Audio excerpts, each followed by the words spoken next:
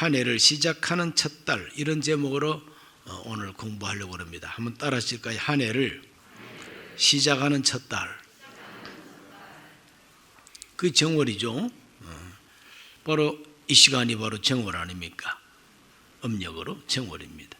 그런데 성경을 보면은 성경에도 하나님이 한 해가 시작되는 첫 달을 하나님이 잊지 말고 지켜라고 명령하고 있는 이야기가 나옵니다.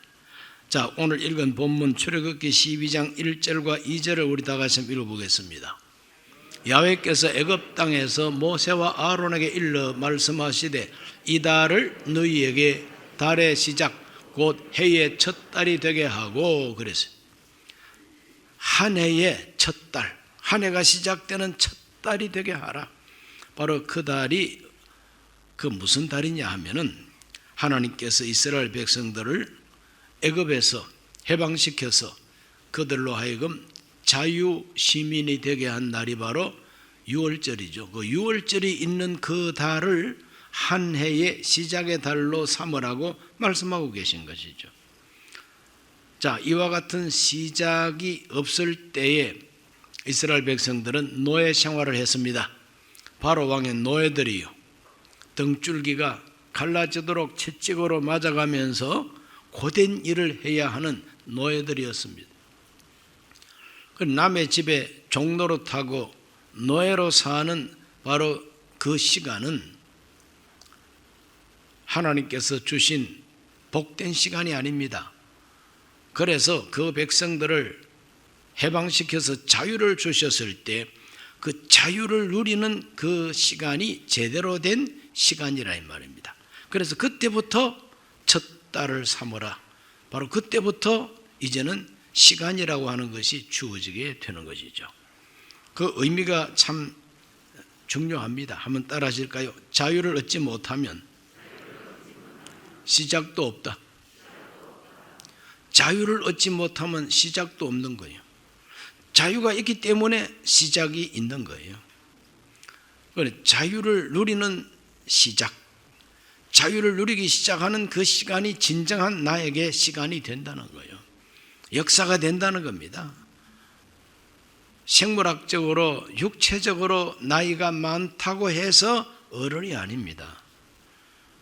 하나님이 주신 자유를 얼마나 오랫동안 효과적으로 잘 운영을 하면서 살았느냐, 그것이 진정한 영적 나이요, 영적인 성장이요, 어른이다 이 말이죠. 진정한 자유, 하나님께서 이스라엘 백성들에게 자유를 선물로 주시는 겁니다. 그 자유는 은혜로 얻는 자유였습니다. 따라합시다. 은혜로 얻는 자유. 한 해가 시작되는 첫 달은 바로 은혜로 받은 그 자유를 누리기 시작하는 달이었다 이 말이죠. 자, 성경 출애굽기 12장 5절에서 7절을 다 같이 봅니다. 너희 어린 양은 흠없고 1년 된 수컷으로 하되 양이나 염소 중에서 취하고 이달 열나흘까지 간직하였다가 해질 때에 이스라엘 회중이 그 양을 잡고 그랬어요. 양을 잡고 7절도 읽어볼까요? 그 피를 양을 먹을 집 좌우 문설주 임방에 바르고, 어린 양을 잡아서 그 피를 흘리고 그 피를 문설주와 인방에 발라라 그랬습니다. 문설주는 이렇게 세우는 기둥이고 인방은 가로로 하는 기둥입니다. 거기다가 피를 발라라는 겁니다. 왜 그렇게 피를 발라라고 하시느냐? 그 하나님께서 피를 바르라고 하신 그 목적이 무엇이냐 하면은 그 피가 그 사람 집에 있는 모든 사람들의 죄를 대신 짊어지고 희생한 피라는 겁니다. 그래서 하나님이 그 피를 보고 이 집은 이미 피 흘렸어. 그러므로 피 흘리지 않은 집에 하나님의 심판을 내리라 이겁니다. 피가 이미 흘려졌으면 그 피를 보고 하나님이 이렇게 넘어가 주겠다고 약속을 하셨어요. 12장 11절에서 13절을 다 같이 읽습니다. 너희는 그것을 이렇게 먹을지니 허리에 띠를 띠고 발에 신을 신고 손에 지팡이를 잡고 급히 먹으라. 이것이 야훼 유월절이니라. 내가 그 밤에 애굽 땅에 두루 다니며 사람이나 짐승을 막론하고 애굽 땅에 있는 모든 처음 난 것을 다 치고 애굽의 모든 신을 내가 심판하리라. 나는 야훼라. 내가 애굽 땅을 칠 때에 그 피가 너희가 사는 집에 있어서 너희를 위하여 표적이 될지라. 내가 피를 볼 때에 너희를 넘어가리니 재앙이 너희에게 내려 멸하지 아니하리라. 그 피가 표적이라 이 말이죠. 하나의 그 이름표처럼 표식이라 이 말입니다. 그 피를 딱 보면 이 집은 표식이 있다, 표지가 있다. 죄를 위해서 이미 희생의 피를 흘려서 하나님 앞에 피의 제사를 드린 것으로 하나님이 인정을 해 주시는 겁니다.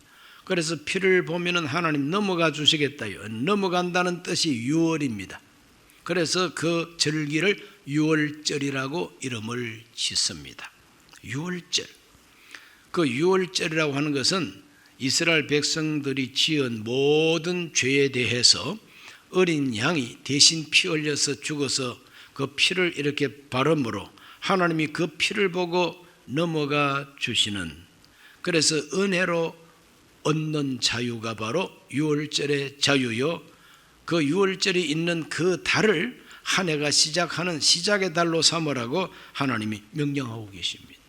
오늘 저와 여러분도 하나님 앞에 죄를 용서받고 하나님께서 주시는 진정한 자유를 얻는 것은 하나님의 은혜, 바로 독생자 예수 그리스도를 통한 은혜라고 하는 것을 신약 성경이 말해주고 있습니다.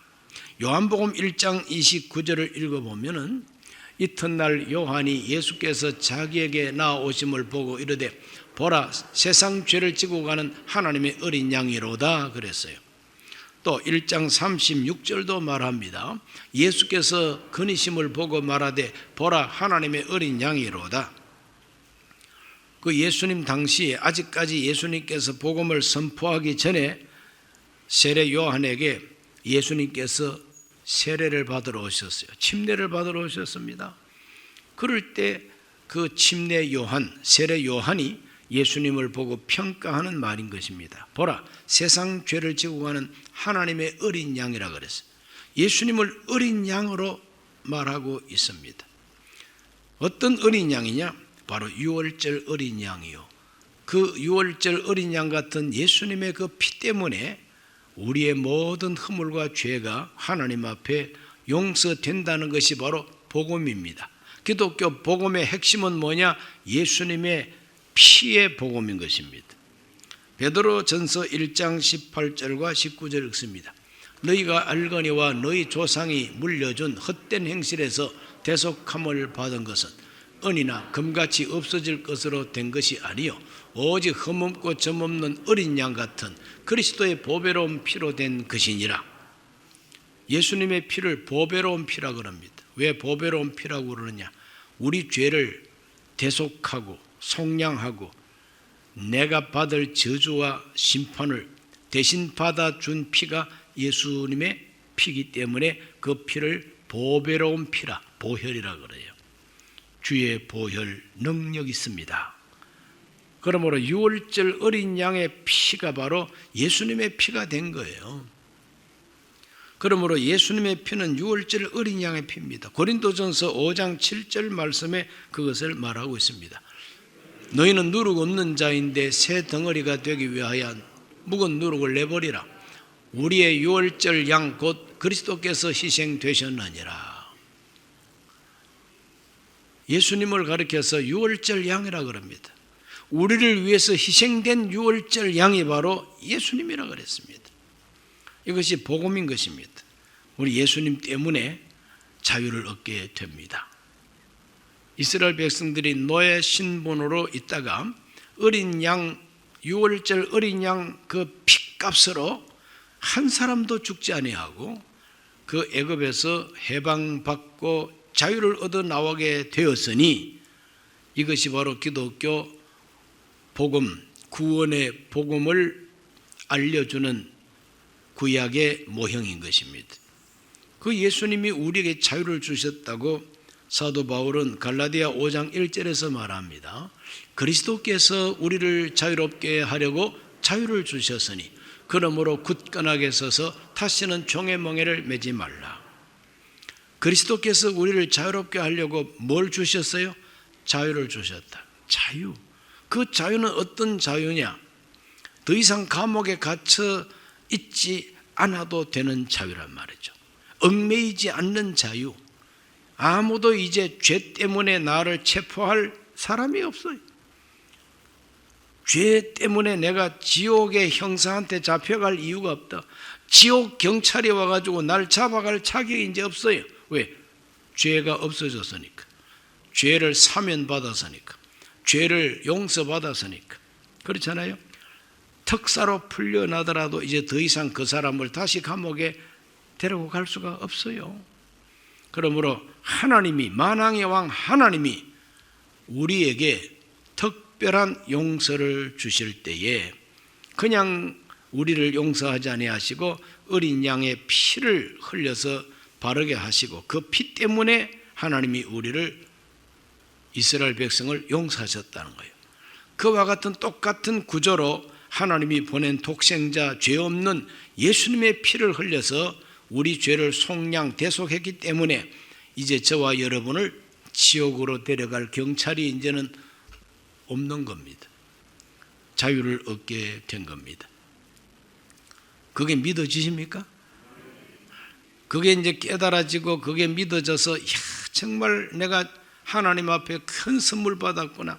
내가 하나님의 은혜로 지옥 안 가도 되게 됐구나. 내가 하나님의 은혜로 감옥에 갇히지 않아도 됐구나. 내가 예수님 때문에 마귀의 노예 생활을 하다가 해방이 됐구나. 이걸 이제 절절하게 깨닫는 것을 하나님의 은혜를 깨달았다고 표현을 하게 됩니다.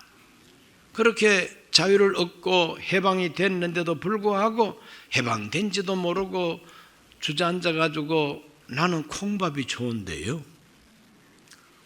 그러니 콩밥이나 먹고 살아라. 아니 감옥 문 다 열어놓고 이제는 집으로 가라 그랬는데도 안 가고, 아이고 집에 가면 설거지 해야 되고요. 집에 가면 또 청소도 해야 되고. 그러나 깜빵에 앉아 있으니까 뭐 다 뭐 청소도 하고 해주는 밥 먹고 만고강상이네요. 그 사람 팔자는요 감옥에 평생 살아야 할 팔자지. 그러나 자유를 얻어서 내 발로 걷고 뛰고 또 내가 노동하고 내가 일해서 가고 싶은 데 가고 먹고 싶은 거 먹고 만나고 싶은 사람 만나고, 이 자유가 얼마나 좋아요. 하나님께서 주신 이 자유가 얼마나 좋다는 걸 깨닫고 감사합니다. 하나님 감사합니다. 그것이 바로 은혜 받은 사람의 모습인 것이죠. 할렐루야. 군대 생활도 자유가 많이 없어요. 군대 울타리 안에서 상관이 명령하는 대로만 살아야 하는 것이 군대 생활이에요. 그러니 다른 사람이 시키는 대로만 살아야 한다는 게 얼마나 마음의 고통인지 몰라요. 그리고 군대 생활하다가 이제 제대를 딱 하면은 예비군복 딱 입혀가지고 이제는 군대에서 이제 배출해서 집으로 가, 고향 앞으로 가. 그러면 그 부대 정문에서 탁 나와가지고 이제 시외버스 타려고 내려가면은 날개 다른 것 같아요. 날개 단 것 같아. 걸어도 뛰어도 피곤치 않고 고단치 않습니다. 그래서 이사야서에 나오는 대로 걸어가도 피곤치 않고 뛰어가도 고단치 않다고 하는 것은 군대 생활을 하다가 제대해 봐야 아는 체험이에요.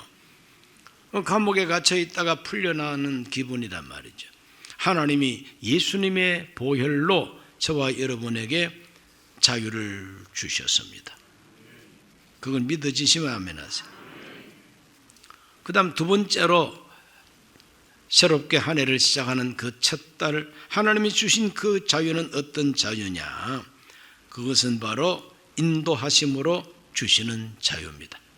인도해 주시는 자유입니다. 하나님이 인도해 주시지 않으면은 자유는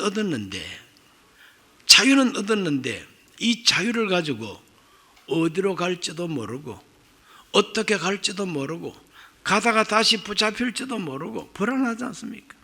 그런데 하나님께서 바로 왕으로부터 법적으로 자유를 얻게 하시고 법적으로 자유를 얻게 하셨는데 자유를 얻은 이 200만이나 되는 이 대군중이 이제는 어떻게 할 거냐 이 말이죠. 그 자유를 누릴 수 있기 위해서는 할 수만 있으면 바로 왕의 세력권을 벗어나야 된다고. 그렇죠? 바로의 권세에서 벗어나는 것이 바로 자유를 누리는 거예요. 그렇다면 어떻게 해야 됩니까? 출애굽이라고 하는 것은 깜빵에 앉아가지고 계속 자유를 누리는 게 아니다 이 말이죠. 너의 생활을 계속하면서 누리는 자유가 아니다 이 말이죠. 그 노예 생활하는 현장을 뛰쳐나와서 이제 마음껏 살 수 있는 곳으로 가야 된단 말이에요. 할 수만 있으면 멀리 가야 돼요. 멀리 가지 아니하면 가까운 데로 가서 살면은 또 냉큼 와가지고 잡아갈 거 아니에요.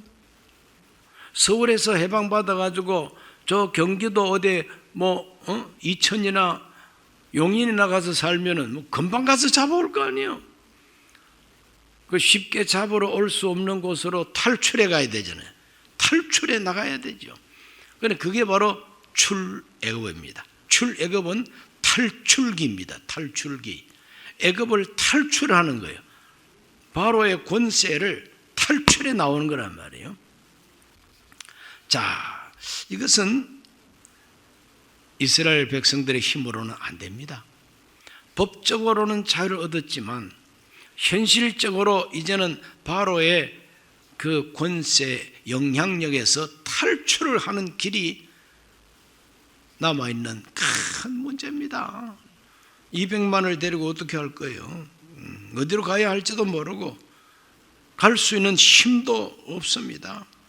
그러므로 자유라고 하는 것은 법적으로 지위를 얻는 것만이 아니라 그 자유를 누릴 수 있어야 되는데 그 자유를 누리기 위해서는 완전히 떠나야 됩니다. 바로를 완전히 떠나야 돼요. 애굽을 완전히 벗어나야만이 그게 출애굽이지, 애굽 땅 안에가 구석바지 앉아 있으면 이건 출애굽이 아니잖아요. 애굽을 떠나야 출애굽이지. 애굽 안에서 웅크리고 있으면서 판자촌을 만들어서 살고 천막대기 안에서 그걸 살면은 그건 안 되는 겁니다. 그렇기 때문에 출애굽, 하나님이 주신 자유라고 하는 것은 애굽을 떠나게 하는 자유인데 법적으로만 자유가 아니라 현실적으로 떠나게 합니다. 그 떠나기 위해서는 힘이 있어야 돼요. 방향을 알아야 돼요. 그러나 노예 생활만 하던 이 이스라엘 대군중이 방향도 모릅니다. 어느 방 가본 적도 없어요. 평생 노예로 살았는데 아무리 하나님이 약속했다 할지라도 그 가나안 땅이 어디 붙었는지 누가 합니까? 아무도 몰라요. 한두 사람이 도망간다 그러면 내 빼지. 그러나 딸린 식구가 얼마나 많은데 할아버지 할머니도 계시고 또 양떼도 있고 소떼도 있는데 이걸 어떻게 합니까? 그것을 우리는 성경을 통해서 확인해 봐야만 됩니다. 하나님이 자유를 얻게 하시고 그 자유를 누리기 위해서는 하나님이 능력으로 그들을 인도해 주셔야 됩니다. 하나님이 능력으로 인도해 주셔야만 했어요. 그 인도해 주신 이야기를 한번 읽어봅니다. 출애굽기 13장 20절에서 22절까지를 읽습니다. 그들이 숫곳을 떠나서 광야 끝 에담의 장막을 치니 야훼께서 그들 앞에 가시며 낮에는 구름 기둥으로 그들의 길을 인도하시고 밤에는 불 기둥을 그들에게 비추사 낮이나 밤이나 진행하게 하시니 낮에는 구름 기둥 밤에는 불 기둥이 백성 앞에서 떠나지 아니하니라. 참 은혜로운 말씀이에요. 이와 같은 사건이 없었더라면 이스라엘 백성들은 출애굽했어도 출애굽을 못합니다. 법적으로 자유를 얻었어도 다시 붙잡힐 수밖에 없는 거죠. 그러나 감사하게도 하나님이 그들을 인도하셨다 그래. 어떻게? 불기둥으로, 구름기둥으로. 잠깐 보이다가 없어지는 구름기둥이 아닙니다. 밤이나 낮이나 떠나지 아니하고 그 백성 앞서가면서 인도해 주셨다는 거예요. 이 성경을 우리가 자세하게 읽어야 됩니다. 하나님께서 21절에 보면 야훼께서 그들 앞에서 가시며, 따라합시다. 앞에서 가시며. 앞에서 가신다는 게 얼마나 감사합니까? 하나님이 뒤에서 불기둥으로 서가지고 야 왼쪽으로 가, 똑바로 가, 오른쪽으로 가, 서, 일일이 양 이렇게 간섭을 한다면 얼마나 고달픕니까? 그러나 하나님이 아예 앞서 가시면서 오른쪽으로 왼쪽으로 뭐 서고 뭐 진행하고 하나님이 알아서 다 구름 기둥으로 불기둥으로 인도해 주시니, 인도하시는 대로 따라가는 것보다 쉬운 게 세상에 어디 있겠냐고. 하나님이 앞서 가신다 그랬어요. 그들 앞에서 가시며 낮에는 구름 기둥 그들을 인도하시고 밤에는 불 기둥을 그들에게 비추사, 따라합시다. 낮이나 밤이나 진행하게 하시니.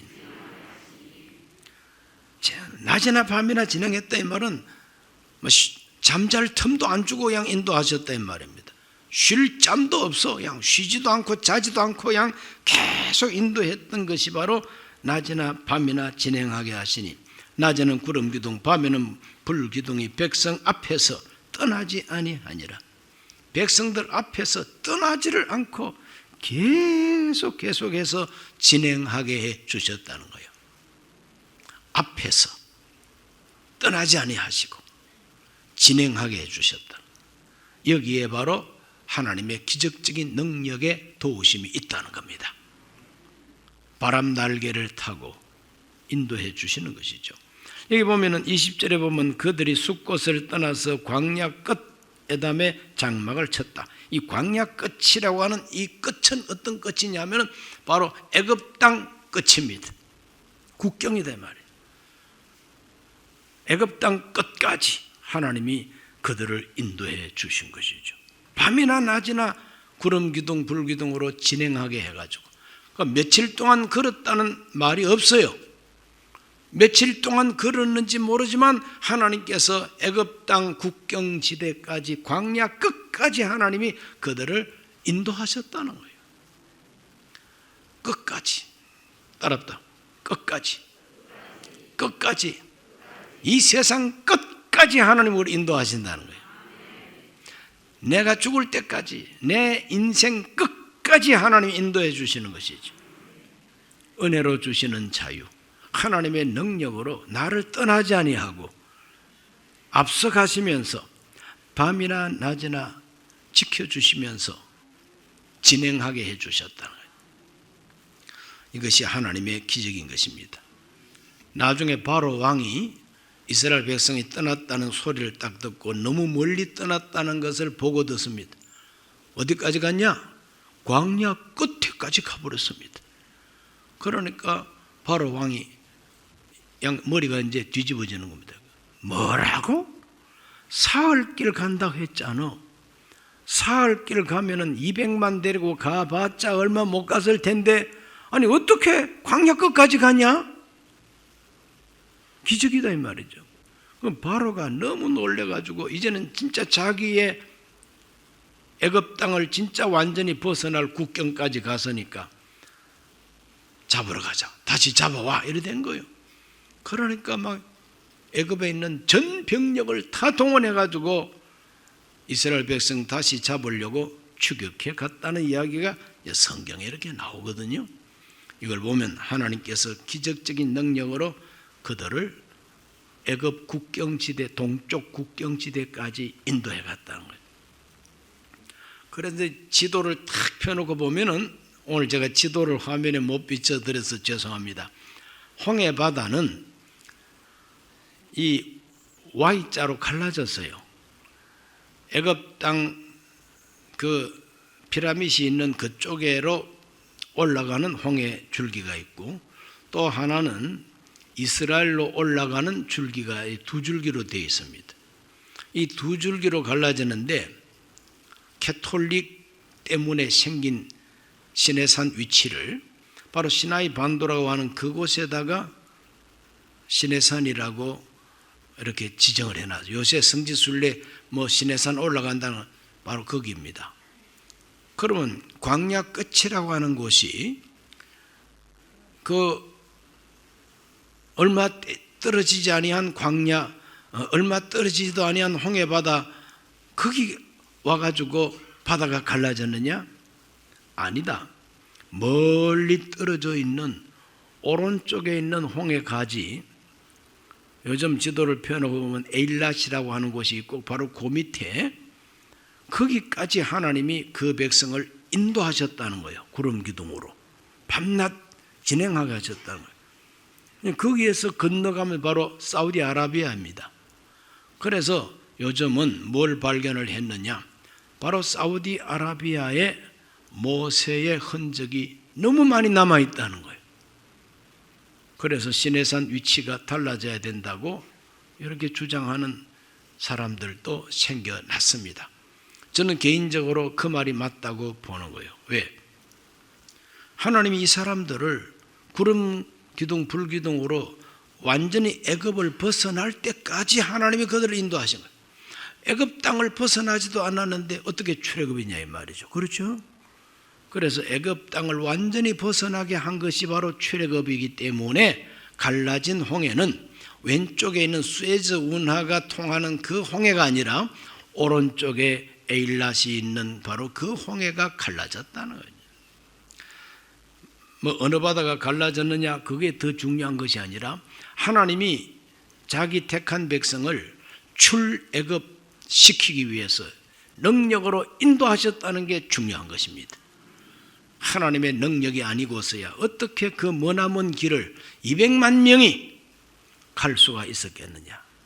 하나님은 홍해바다 갈라지는 것만이 기적이 아니라 애굽에서 탈출한 200만이 저 국경지대까지 광야 끝까지 인도하신 그 자체도 기적이라는 거죠. 이렇게 하나님의 능력으로 인도해 주신 자유가 우리가 받은 자유라. 세 번째는 원수를 멸하시는 능력으로 주시는 자유. 따라합시다. 능력으로 주시는 자유. 드디어 바로 왕이 이스라엘 백성들을 다시 잡으려고 군대를 보냅니다.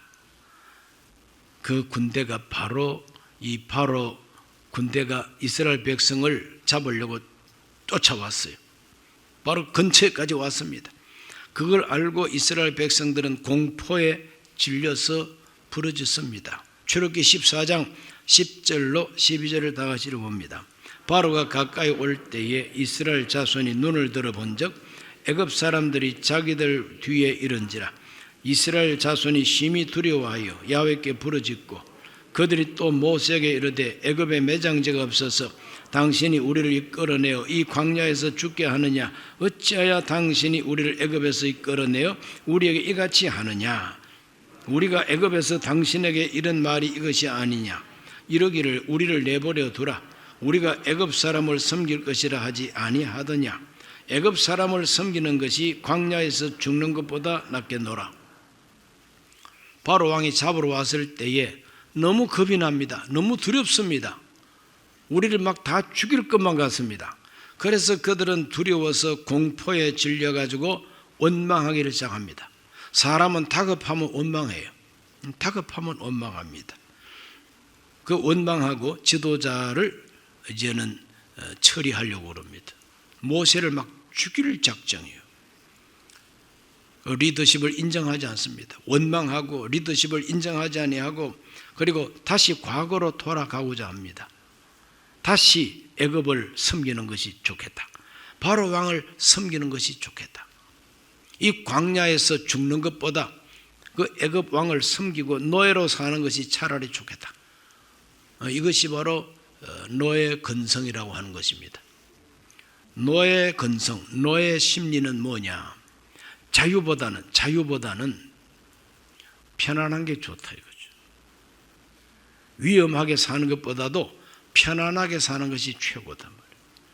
그러니까 덩어리 채찍을 맞아가면서도 주는 밥 먹고 그냥 종로로 타면서도 사는 것이 좋다는 거예요. 이와 같은 그 가치관의 갈등이 생겨나게 되는 거예요. 그래서 이스라엘 백성들이 원망하고 모세를 욕하고 다시 애굽으로 돌아가서 바로 왕을 섬기는 것이 좋겠다. 이런 마음을 먹고 이제 막 여론이 그렇게 모아지기를 시작하는 겁니다. 그럴 때 모세가 그 백성들 앞에서 담대하게 외칩니다. 출애굽기 14장 13절과 14절. 모세가 백성에게 이르되 너희는 두려워하지 말고 가만히 서서 야훼께서 오늘 너희를 위하여 행하시는 구원을 보라. 너희가 오늘 본 애굽 사람을 영원히 다시 보지 아니하리라. 야훼께서 너희를 위하여 싸우시리니 너희는 가만히 있을지니라. 하나님이 우리를 대신해서 싸워주신다. 좀 가만 좀 있어라 이거죠. 너무 그렇게 사람들 소리를 모아가지고 다시 돌아가는 게 좋겠다 그런 소리 하지 말라는 거예요. 담대하라는 겁니다. 담대하라. 하나님이 우리를 구원하시는 것을 보라는 거예요. 모세가 워낙 담대하게 외치니까 그 군중들이 더 이상 떠들지 않고 가만히 있습니다. 그럴 때 하나님께서 모세는 하나님 명령대로 지팡이를 가지고 바다를 가르치니까 바다가 갈라졌다 그랬잖아요. 그 갈라진 바다, 그 속에 마른 땅이 준비되어 있었다. 그래서 그 마른 땅으로 다 건너왔다. 가축, 양떼, 소떼, 염소떼 다 데리고 그 바다를 건넌 겁니다. 다 건너고 난 다음에 14장 21절 한번 읽어볼까요?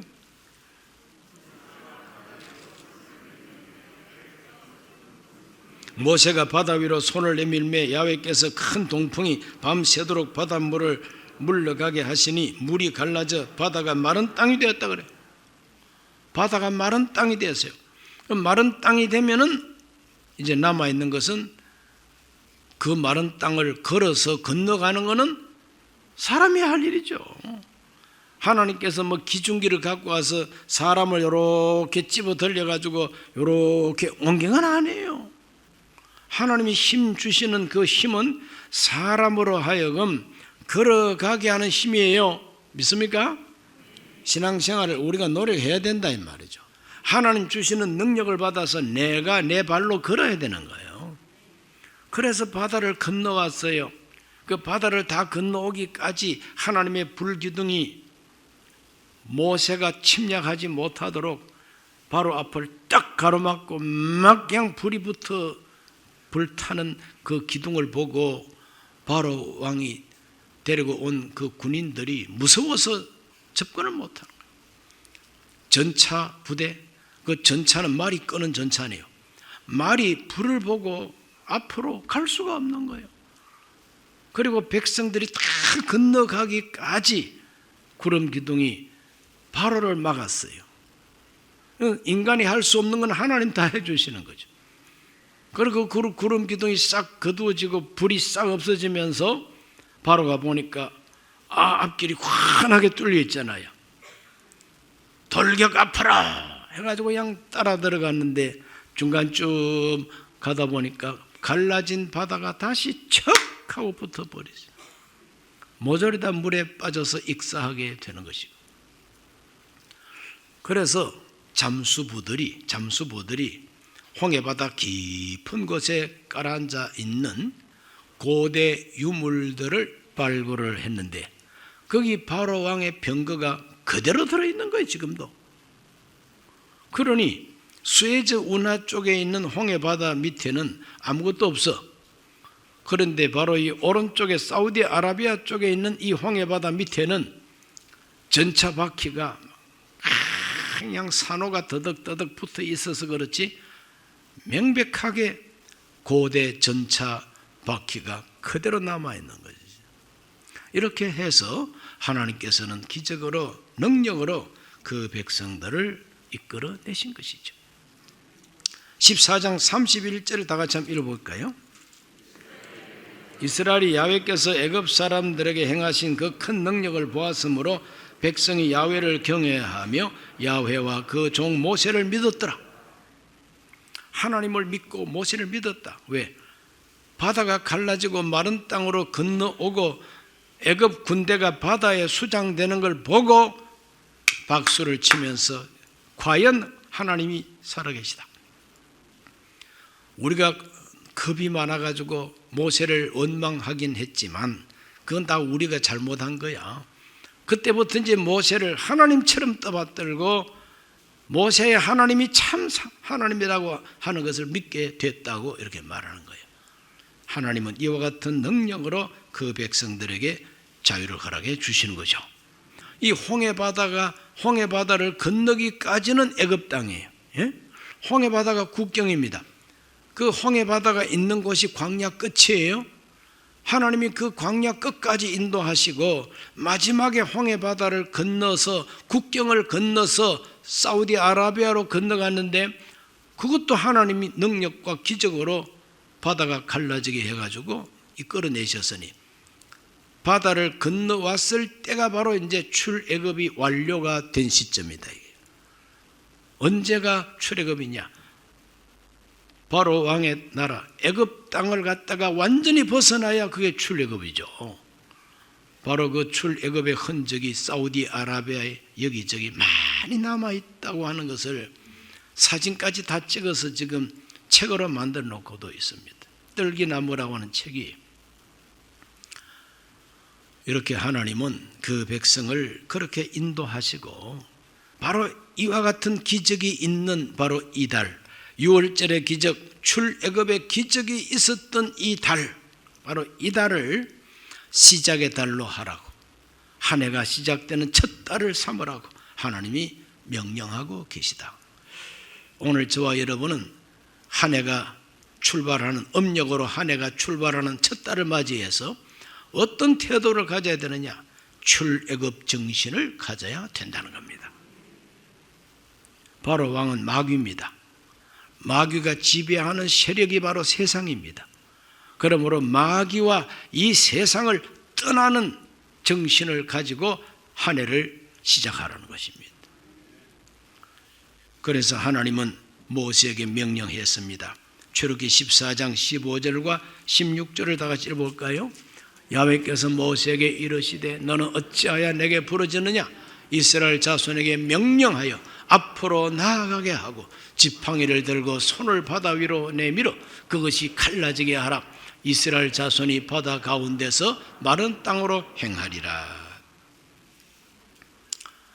출애굽 정신이 뭐냐? 다시 돌아가서 노예가 되고 싶은 마음은 출애굽 정신이 아니다는 거죠. 다시 돌아가서 애굽의 종이 되고자 하는 이 자세는 출애굽 자세가 아니다. 출애굽 자세는 무엇이냐?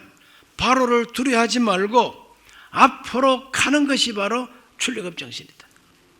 뒤로 물러가면 내 마음이 저를 기뻐하지 아니하리라. 앞으로 가야 되는 거예요. 자유를 향해서 나아가야 된다. 비전을 향해서 나아가야 된다. 하나님의 약속의 땅을 향해서 나아가야 된다는 거예요. 그러므로 우리 기독교 출애굽 정신은 본질적으로 앞으로 나아가는 정신이다. 바다가 가로막더라도 바다를 향해서 나아가라는 거예요. 그러면 바다가 갈라진다. 믿음으로 저 바다를, 지팡이를 가지고 바다를 가르쳐라. 그러면 갈라진다는 약속입니다. 그러므로 약속을 믿고 앞으로 나아가는 정신이 출애굽 정신이다. 한 해가 시작되는 이 첫 달에 저와 여러분은 이와 같은 정신, 이와 같은 태도를 가지고 한 해를 시작하셔야 된다는 것입니다. 기도하겠습니다. 하나님 아버지, 오늘 하나님 앞에 나와서 출애굽의 영성을 공부했습니다. 하나님이 그 백성들에게 자유를 주시고 그 자유를 누릴 수 있기 위하여 인간이 할 수 없는 일을 하나님이 함께 하시고 떠나지 아니하시고 마침내 바다가 갈라지게 하시고 마른 땅, 마른 길을 열어주셨습니다. 오늘 우리 모든 그리스도인들은 앞길이 막막해도 하나님이 가르쳐 주시는 대로 나아가게 해 주시옵소서. 예수님 이름으로 기도하옵나이다. 아멘.